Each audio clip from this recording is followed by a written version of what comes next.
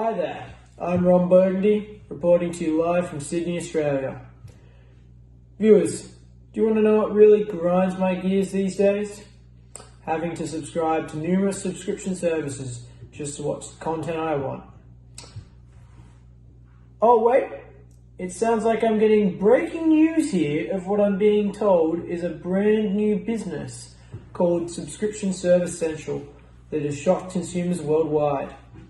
Are you tired of having to give all your hard-earned cash to different subscription services? Do you feel like life would be so much easier if it was all just one subscription package you could subscribe to? You find it frustrating that you might be subscribed to one subscription service and are missing out on that TV show or movie that you really want to watch because it's on a different subscription service? Well, Subscription Service Central has partnered with these subscription services to make your life so much easier. They're providing a package with all these subscriptions at a discounted cost. It allows you and your family to access all the different types of content you want to, without being restricted to the whim of one or a few subscription services. Old Dad can watch the footy while Mum can enjoy the newest episode of Gordon Ramsay's Kitchen Nightmares. I definitely know I'll be subscribing to Subscription Service Central. Caught up with James in his home in the Hamptons, where he told us more about his business. So James, tell us more about your business. So we identify this issue or trend, rather, where households, particularly those with families, are subscribing to more and more monthly subscription services. On average, Australian households are paying $55 per month for digital entertainment, where in some cases families can be paying up to $150 per month. More even. It's just ridiculous. That could add up to about $1,800 per year. So our mission became very simple: to knock a couple $100 off this price for consumers. So despite average prices, companies like Foxtel are still seeing a decline in revenue, but are also having large amounts of success releasing their own streaming services. In Foxtel's case, both Binge and Kayo have done really well. And while this may seem beneficial for the consumer, as they can choose more accurately what they pay for, the shows that they watch, our research shows that it is in fact not. Evidence for this is found in research from Deloitte, who are suggesting that growth in streaming service numbers are not slowing down, with 95% of Gen Z having at least one subscription service, followed closely by 93% of millennials, keeping in mind that a significant portion of Gen Z would still be living at home. So you take that into the equation with other family subscriptions and digital entertainment, and it's easy to see that this is the new normal, despite a potentially higher price. People want subscription services, whichever way you look at it. The last report that really pushed us to start Streaming Service Central was delivered by Testlight, who found that Australians were becoming more and more willing to shell out money for multiple streaming services. If Australians want to spend more, that's great, but there may be families who are just getting by, or could you always use an extra help, So our company looks out for you, the consumer, by knocking a couple $100 off the end price yearly. So let me quickly explain the way it works. What we do is we go to each streaming company, take Netflix, Kayo, Binge as examples, and we ask for a discount when purchasing bulk numbers of subscriptions from these companies. So for example, we go to Binge and we say, hey, we'll buy 100,000 monthly subscriptions rather from you for a year if you give us a 20% discount.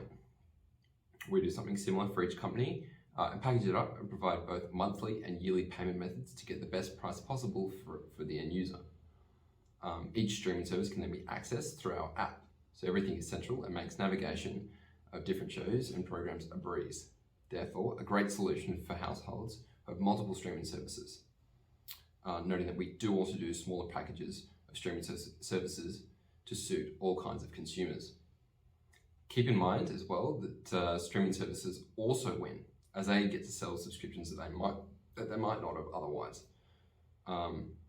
As other research has shown that more and more consumers are dropping the number of streaming services once they realize it's too expensive.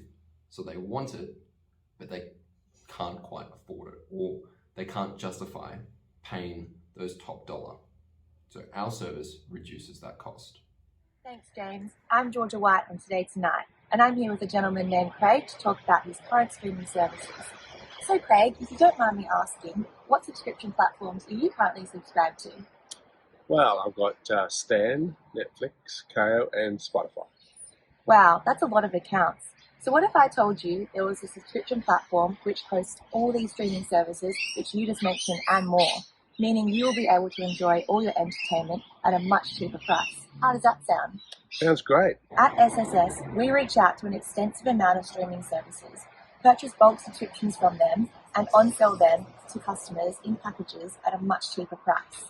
So let's work out how much you would save if you went on to SSS. So if you go onto our website and click all the streaming services which you are currently subscribed to, you can see the monthly savings and yearly savings. Wow, that's $50 a month. That's $600 a year. That's one happy customer. Over to you, Josh. Thank you very much, Georgia. Firstly, a big thank you to my fellow news reporters in discussing Triple S in action and explaining its competencies in a saturated market. So I'll now take the time to conclude this report and discuss any future bumps that may appear in the road ahead. So the four most important potential con, which is crucial to the means of generating a unique proposition for Triple S, is whether the supplying services will actually give up memberships for a discounted rate, and further, whether they will display their products alongside their competitors. So this is vital to Triple S as they're looking to escape the red ocean and pull together a stream of services to the one platform, placing quite a heavy reliance on a networked ecosystem, which of course cannot exist without the input from its independent suppliers. So hence, such a con would be devastating. But by offering each service an attractive offer for a lump sum of subscriptions, Triple S will generate stronger supplier relationships to satisfy their target market's needs. So now, looking more so at the future challenges which will impact the business, the road looks relatively smooth without many devastating challenges. So the biggest challenge of concern derives from, of course, those players who will imitate the same platform that Triple S uses, but also the potential that the suppliers will change their pricing as they begin to face hurdles of their own, which will leave quite devastating consequences for Triple S as they are already associated with such huge operating expenses in their operations.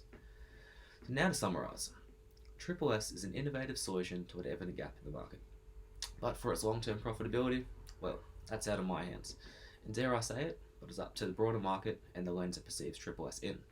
Whether that lens be an opportunistic alliance or a competitive threat, that's up to them. Well, thank you. That's me, Joshua D. Benedetto, over and out.